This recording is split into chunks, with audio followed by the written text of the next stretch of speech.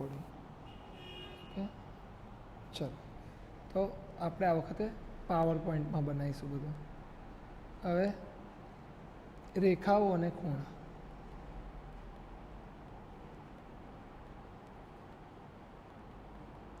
તો સૌથી પહેલાં આપણને એ ખબર હોવી જોઈએ કે રેખાઓ બને શેનાથી. તો રેખાઓ નાના નાના નાના નાના નાના નાના બિંદુઓના સમૂહથી શું બને? રેખાઓ. ઓકે, અનંત સુધી જાય તો એને રેખા કહેવાય. નિશ્ચિત બિંદુ સુધી પહોંચે એટલું જેનું અંતર હોય ફિક્સ એને રેખાખંડ કહેવાય. એક જ દિશામાં વધે તો એને શું કહેવાય? કિરણ કહેવાય. શું કહેવાય? હવે આ જ બધાના આ બધી વસ્તુઓના જ કોમ્બિનેશનથી અલગ અલગ વસ્તુ બને. જેવી રીતે રેખાખંડ અથવા તો બે કિરણ ભેગા થાય 90 ડિગ્રીએ તો એને આપણે કહીએ કાટખૂણો. શું કહીએ? કાટખૂણો અથવા તો ઓકે. બીજું આવે અગર 90 ડિગ્રી કરતાં મોટા ખૂણે મળે તો એને શું કહેવાય? ગુરુકોણ. શું કહેવાય? 90 કરતાં ઓછામાં મળે તો આપણે શું એને કહીએ? ખબર પડી? ઇઝી. કશું કોઈ રોકેટ સાયન્સ છે? ઓકે, રિલેક્સ એકદમ રિલેક્સ થઈને બેસ. ઓકે, હવે નેક્સ્ટ. આ જ ખૂણાઓ અગર સમાંતર રેખાઓમાં હોય અને એને એક છેદિકા બીજી રેખા આવી રીતે છેદે તો 8 અલગ અલગ ખૂણા બનાવે. શું બનાવે? ખૂણો 1, ખૂણો 2, ખૂણો 3, ખૂણો 4, ખૂણો 5, ખૂણો 6, ખૂણો 7, ખૂણો 8. ઓકે, હવે આ જે અલગ અલગ ખૂણા બનાવશે એ આપણે સમજવાના છે. કેવી રીતે સમજીશું? તો વારા ફરતી વારો. ઠીક છે. જેવી રીતે હું એવું કહું કે એક રેખા છે એને બીજી એક રેખા છેદે છે તો એનાથી બનતા બે ખૂણા હશે એને શું કહેવાય? શું કહેવાય? રૈખિક જોડ. કેટલા રીતની હોય? તો આવી બી હોઈ શકે. હા કે ના? આવી પણ હોઈ શકે.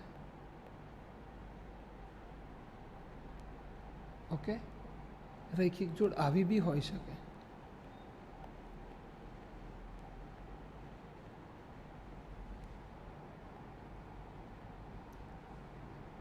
હા કે ના? 3 ખૂણાવાળી બી તો હોઈ શકે ને. આને એલ નામ આપી દો અને એમ નામ આપી દો અને એન આપી દો. ઓકે, તો રૈખિક જોડના ખૂણાના માપનો સરવાળો શું થાય? રૈખિક જોડના ખૂણાના માપનો સરવાળો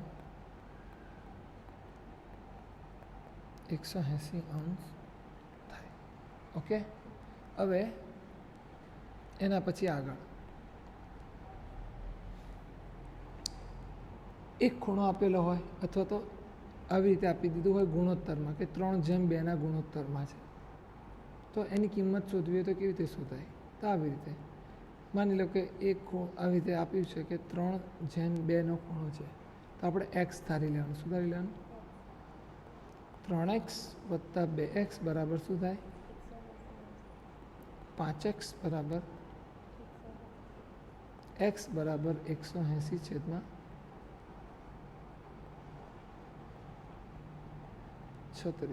ઓકે, હવે 3 × 36 બરાબર શું થાય? 36 તરી 108 અને 2 × 36 એટલે શું કર્યું મેં? એક્સની જગ્યાએ કિંમતો મૂકી. શું મૂકી? આવડે? તો આ થઈ ગયા આપણા રૈખિક જોડના ખૂણા. હવે આપણે નવી સ્લાઇડ ભણીએ. ઓકે, હવે આવે છે અભિકોણની જોડ. શું આવે છે?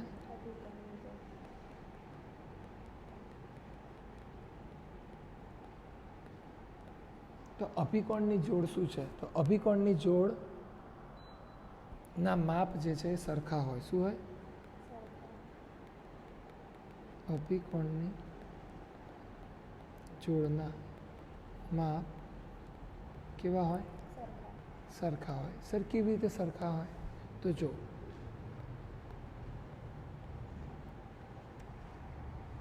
માની લો કે આ એક્સ છે તો આ પણ એક્સ જ હશે.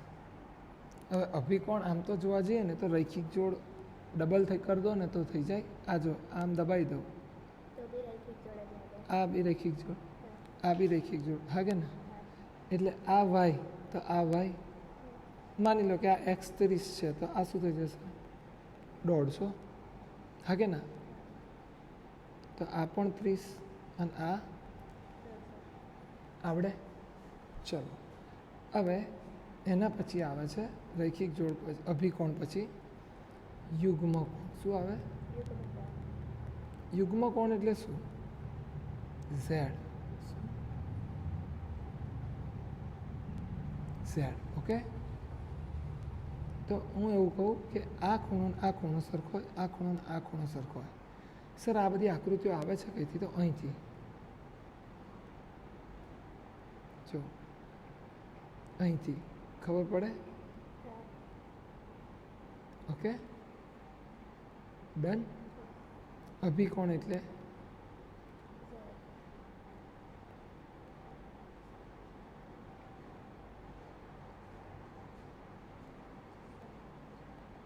સામસામેની બાજુઓ સરખી હોય. આવડે? ચલો પાછા આવી જઈએ આપણે. તો અભિકોણની જોડ કેવી હોય? યુગ્મકોણની જોડ કેવા હશે? તો યુગ્મકોણની જોડના માપ કેવા હોય?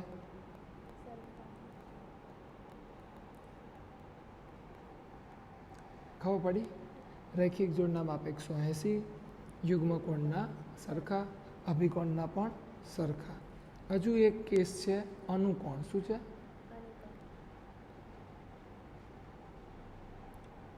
અનુકોણ એટલે શું? તો અનુકોણ એટલે ધ્યાનથી જુઓ તો એફ.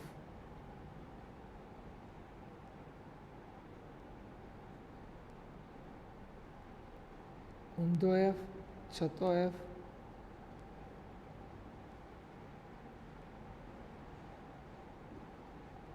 ઓકે.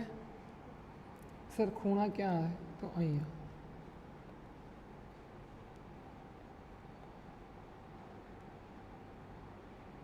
સરખા હોય તો આને શું કહેવાય?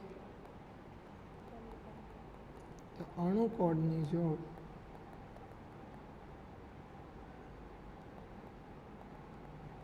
જોડના માપ સરખા હોય છે. ઓકે, ખબર પડી ગઈ? ચલો અભિકોણ થઈ ગયું, અનુકોણ થઈ ગયું, યુગ્મકોણ થઈ ગયું, રૈખિક જોડ થઈ ગયું. હવે કશું રહેતું નથી. હવે એક વસ્તુ રહે છે એ હું કરાવી દઉં છું, જેને કહેવાય અંતઃકોણ. શું કહેવાય? અંતઃકોણના ખૂણાના માપનો સરવાળો કેટલો થાય? 180. શું થાય? આને શું કહેવાય? અંતઃકોણ. અંતઃકોણના માપનો સરવાળો 180 થાય છે. ઓકે, ચલો ફરી એકવાર બધું સમજી લઈએ.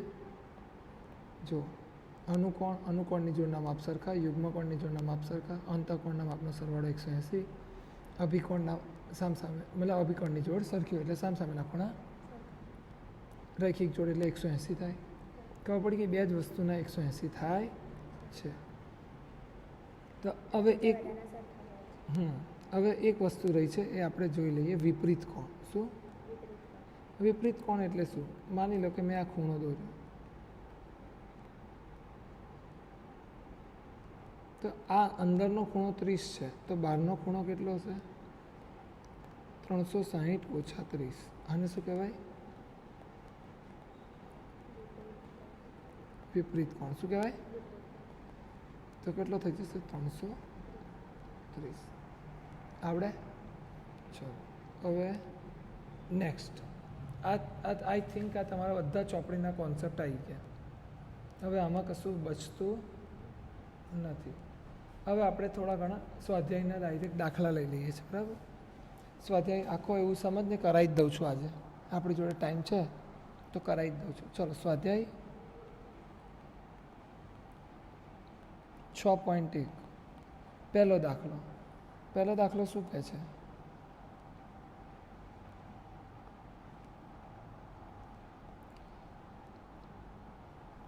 કે એ ઓ બી સી ડી અને ઈ. ઓકે, આવું છે. હવે આ જે આકૃતિ છે એ ઓ બિંદુમાં છેદે છે. આપણને આપ્યું શું છે કે એંગલ એઓસી વત્તા એંગલ બીઓઈ બરાબર શું થાય છે? 70. અને બીજું આપ્યું છે ખૂણો BOD બરાબર 40. ઓકે, તો એનો મતલબ કે હું અહીંયા અલગ દર્શાવું છું. આ 40 અને આ બેના ખૂણો બરાબર 70. તો આ કેટલું થાય આવું પૂછ્યું છે. તો કંઈ જ નહીં કરું. જો રૈખિક જોડ દેખાય છે, તો આ વત્તા આ બરાબર 180. આ બેનો સરવાળો તો 70 છે, તો 180માંથી 70 જાય તો કેટલા રહે? આવી ગયા COE મોઢે મોઢે. હવે આપણે લખીશું, બરાબર, પ્રોપર લખીશું કે રૈખિક જોડના માપનો સરવાળો 180 થાય માટે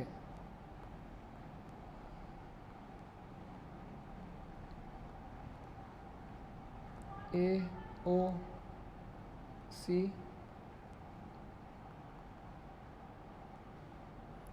એટલે કે ખૂણો AOC ખૂણો COE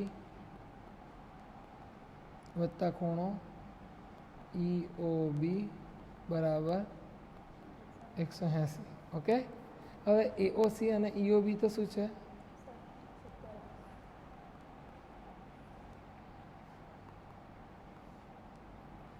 ખૂણો COE બરાબર 110.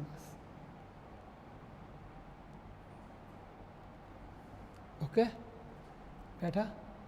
ચલો, હવે આ મને મળી ગયું, પણ મને એવું પૂછ્યું છે કે વિપરીત કોણ COE નું શું થાય? તો આ ખૂણો COE છે, બરાબર. એનો વિપરીત કોણ એટલે શું થશે? 360 ઓછા 110. આવડે? ચાલો, એક પિક્ચર પૂરું થઈ ગયું. હવે આપણે બીજા પિક્ચરની વાત કરીશું. આવી રહ્યો. હવે મારે આ ખૂણો કેટલો છે એવું પૂછ્યું છે. ખૂણો BOE. Okay, BOE.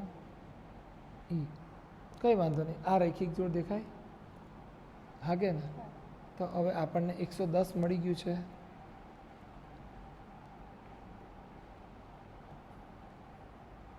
ઓકે, આ 110, આ 40, તો મને BOE મળી જશે ને? COE. અચ્છા, આ E છે ને આ B છે. ડન. તો રૈખિક જોડનું ફરી કે રૈખિક જોડના ખૂણાના માપનો સરવાળો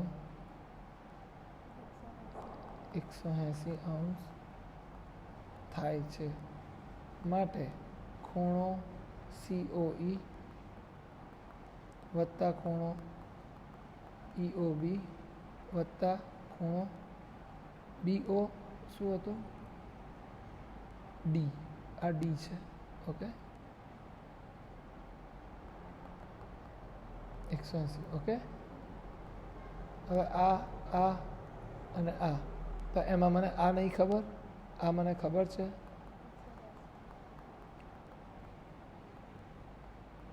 ઓકે, 110 વત્તા 40 એટલે કેટલા થઈ જાય? ઓકે, શું જવાબ આવે?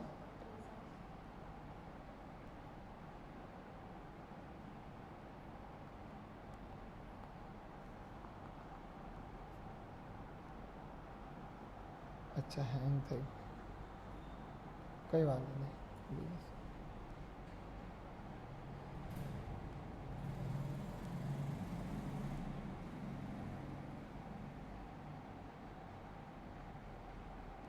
ઓકે, ચલો અહીંયા સુધી આવી ગયા છે, બરાબર છે. 160 ઓછા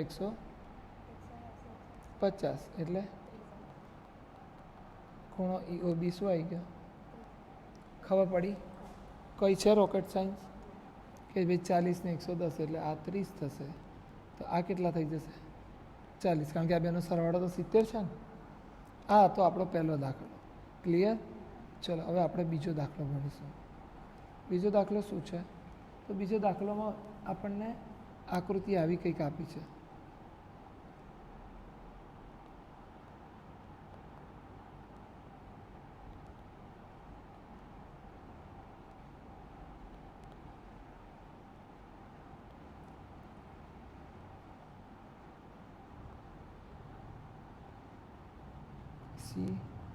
CO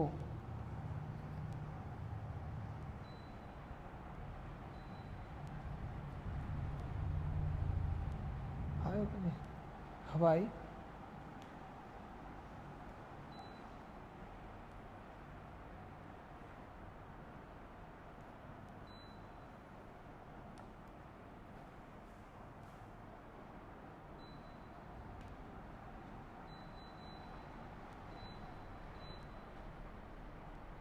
ચલો ડન. હવે અહીંયા જો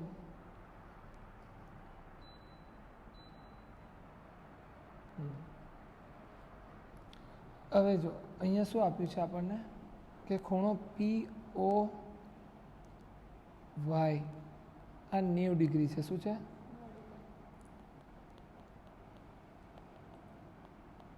ઠીક. A/B બરાબર 2/3. ઠીક, એટલે કે A અને B 2x, અચ્છા અલગ પેનથી કરીએ તો થોડું વધારે સારું રહે. 2x 3x. ઠીક, હવે આ રૈખિક જોડ થઈ ગઈ, તો આ આખો ખૂણો કેટલાનો થશે? 90 થાય. તો હું એવું લખી શકું કે રૈખિક ખૂણો POX બરાબર ખૂણો POY. કેમ? તો રૈખિક જોડ. શું? કેમ રૈખિક જોડ? કારણ કે આ પણ 90 છે, આ પણ શું થઈ જશે? 90. ઓકે, ચલો પછી પરંતુ ખૂણો POX બરાબર તો પાછા બે ભાગ છે, POM અને MOX. હા કે ને? તો હું લખું છું અહીંયાથી POM વત્તા ખૂણો MOX બરાબર 90. હા કે ને? સમજાય? 90 કેમ લખ્યું? કારણ કે મારે આટલું 90 છે, આટલો ભાગ શું છે મારો? હવે 90ની અંદર બે ભાગ પાડ્યા છે ને, તો 2x વત્તા 3x બરાબર 90, 5x બરાબર 90, x બરાબર 18×5. Okay, clear? હવે એ કિંમત હું મૂકું તો ખૂણો POM બરાબર શું થઈ જશે? તો 2x છે ને, તો 2 ગુણ્યા 18 36. ખૂણો MOX બરાબર શું થશે?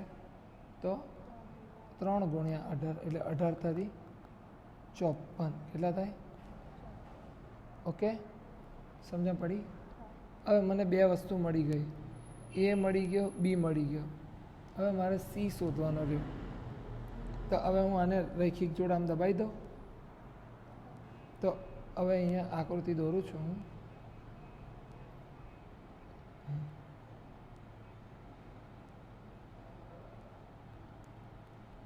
આ 54, તો આ કેટલા? તો 54 વત્તા C રૈખિક જોડ થાય.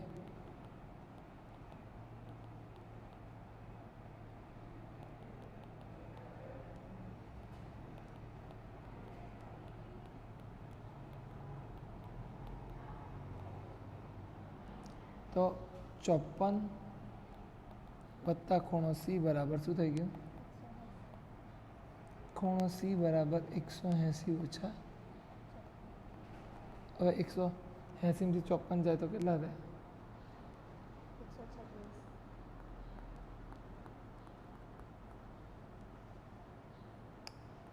ખબર પડી? એ બી અને સી મળી ગયા, પિક્ચર પૂરું થઈ ગયું. ચલો હજુ એક દાખલો લઈએ. આ દાખલો સાબિત કરવાનો છે. શેનો? તો સાબિત કરવામાં કશું નહીં, જે આપ્યું છે એ કરીશું સાબિત. પી ક્યુ એસ ખોલતો બેટા, સ્ટોપર મારેલી છે ખાલી. આર અને ટી.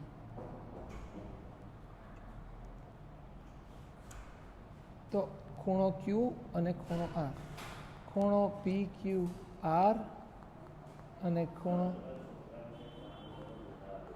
ડાઉટ છે એને કહો 2 મિનિટ બીજું કરે હું આવી. હા એને કહો 2 જ મિનિટ થઈ. ઓકે, પી ક્યુ આર અને પી આર ક્યુ બરાબર, બે સરખા છે. તો હવે સાબિત કરવાનું છે આપણે કે આ ખૂણા પણ કેવા હશે? સરખા હશે. ઓકે, ચલો તો આપણે પહેલાં શું કરીશું? રૈખિક જોડ દેખાય જ છે, હા કે ના? દેખો હું 2 રૈખિક જોડ દોરું છું. P Q S P Q R. બીજી રૈખિક જોડ છે પી આર ટી અને પી આર ક્યુ. દેખાય? તો હવે ખૂણો પી ક્યુ આર વત્તા ખૂણો પી ક્યુ એસ બરાબર 180, અને અહીંયા શું લખાશે? પી આર ટી વત્તા ખૂણો પી આર ક્યુ બરાબર 180. તો બંનેને સરખાવાય? તો મેં બંનેને સરખાવી દઈશ. શું કરીશ? કારણ કે બંનેનો આઉટપુટ તો સરખો છે ને. હવે અહીંયા જો જે આપેલું છે ને એનો આપણે ઉપયોગ કરીશું. આપેલું શું છે? પી આર ક્યુની જગ્યાએ હું પી ક્યુ આરની જગ્યાએ હું પી આર ક્યુ લખી શકું? તો હું પી ક્યુ આરની જગ્યાએ શું લખી દઈશ?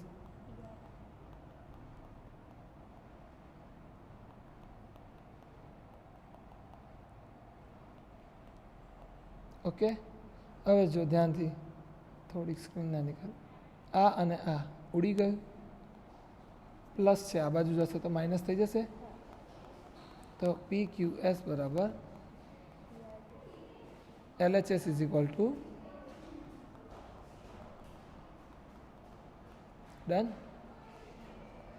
ખ્યાલ આવે? સાબિત થઈ ગયું. તો ચલો આપણે આજે